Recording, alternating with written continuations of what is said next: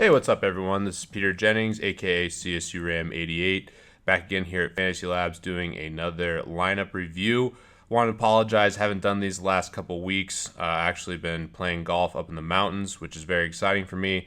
If you've been following me at all for the last 5-6 months, I've mentioned my Achilles multiple times. I ruptured it playing basketball, and I'm finally getting to the point where I can play golf, and I got to celebrate my dad's 60th birthday, did a boys trip, so I've been MIA, kind of just enjoying life playing golf. So any of you avid golfers out there, hit me up with cool pictures or whatever. I love that stuff, and I've been having a lot of fun playing golf here, kind of end the summer before the NFL season.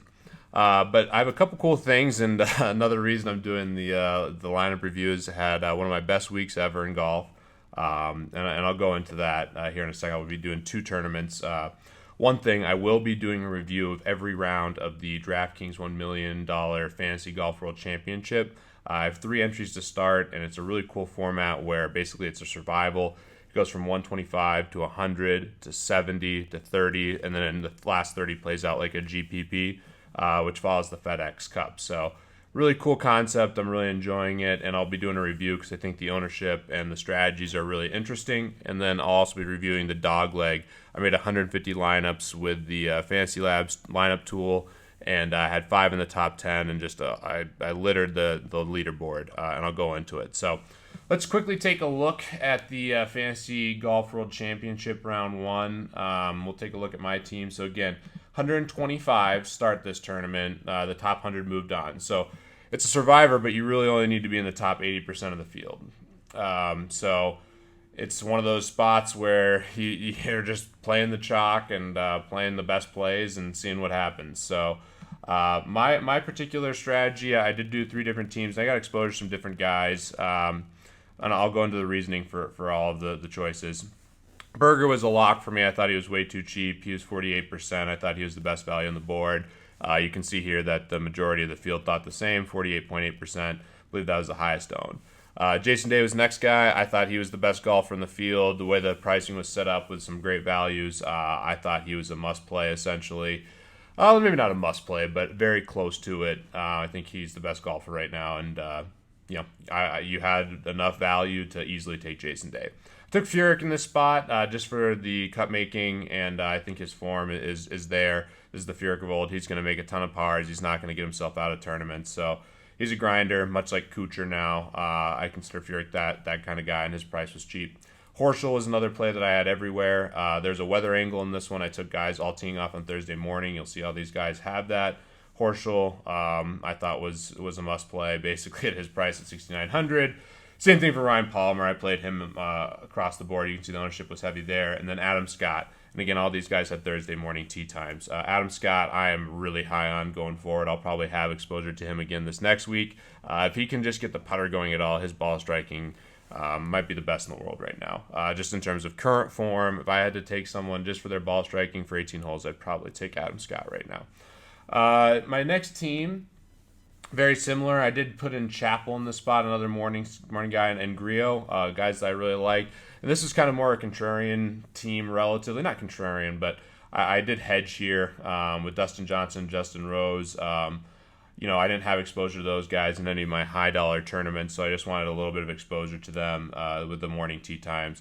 Dustin Johnson doesn't quite – he's not like he was in the beginning of the summer. I probably won't – I like Dustin Johnson, but we'll have to see where his price is relative to other guys. You have to pay more for him than Rory now, and we'll see. I definitely like Day and some of the elite stars better than Dustin Johnson right now. Justin Rose was just a hedge play with the morning, and obviously played so well at the Olympics. I didn't have any of him when he made that hole-in-one. I said to myself, I need to get some more exposure to Justin Rose going forward. So that was probably the reasoning behind that pick. Then the next one, Berger, Day, English, Horschel, Palmer, Stenson. So Horschel, Palmer, Day, and Berger were like my core. And then I introduced English, who was my only guy teeing off on Thursday afternoon. He was 1% owned. I think that was a big reason for it. That was Collins' play, and I wanted exposure to him. And then I took Henrik Stenson, who unfortunately withdrew. That was extremely tilting.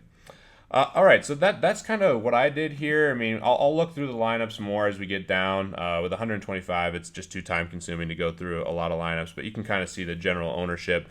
And I'll talk more about the strategy each week. This week was all about just playing the chalk and going with it. So this is the Dogleg.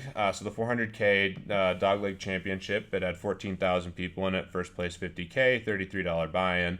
And I made 150 lineups. I made it in about 10 minutes because I knew my core, and I just went all in on my core essentially. And yeah, 150 lineups here. So I had some incredible results. If you look here, I took 3rd, 4th, 5th, 7th, 10th, 12th. I mean, I just every team in the top 100 here. And if you scroll through, I mean, I just my core just went completely off. So pretty exciting. I was playing golf and sweating this, and it was just a great time. But I just think it's fun to make a lot of lineups, and on FantasyLabs, it's really easy to do. Just basically pick a core. What I did in my model is just eliminate it down to like a 20 golfer core, maybe 18 to 20 golfers, and made 150 lineups. And made a couple of tweaks manually at the end just because of weather, but this is what it ended up as. And here were a couple of my best teams. I had Griot a ton and Day, but the guys you saw earlier, Palmer, Watson, Woodland. Watson and Woodland were afternoon tee times, but I left them in for tournaments. See here, a lot of the guys I had earlier were in these lineups. Griot, Holmes, Palmer, Patrick Reed, Scott, Spieth. That's a more contrarian team, actually. But you'll kind of see I had a lot of Reed in these spots. He also had a morning tee time, so he was one of my favorite tournament plays, and obviously that worked out.